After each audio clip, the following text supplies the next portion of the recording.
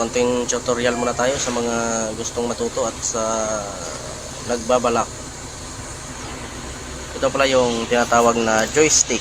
Dalawa ito, dalawa. Tapos ito yung isa sa kabila, sa kaliwa.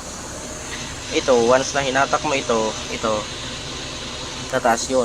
Tataas yan, o. Tingnan o. O, diba, tataas. Once na itinulak mo ito pababa, bababa rin yun. Yan. Ito naman, pag tinumba ko ito papunta rito, bakit yan? Magkuklose yung bakit niya. O, tingnan mo itumba ko. O, yan.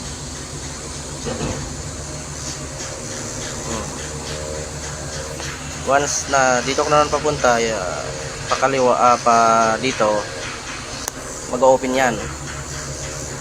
O. Tapos dito naman sa kabila, ito yung sa kaliwa, joystick. Once na itinulak ko ito papunta doon, hahaba yun, hahaba. O, itulak ko, hahaba yan. Once na hilain ko naman ito pataas, pabalik yan, mag-in yan, papasok yan. O, diba? So ito naman, once na pasad ko dito papunta, dito, tumba ko, iikot ito pa kanan. O, pa kanan yan, iikot yan, kanan.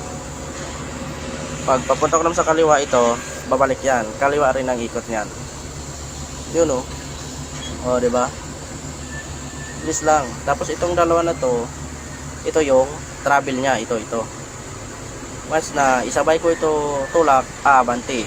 Pag inapakan ko ito, atras. Ito yung safety lock niya. Ito. Safety lock. Once na itumba ko yan, kahit anong galaw yan, hindi yan kagalaw. Ano lang yun.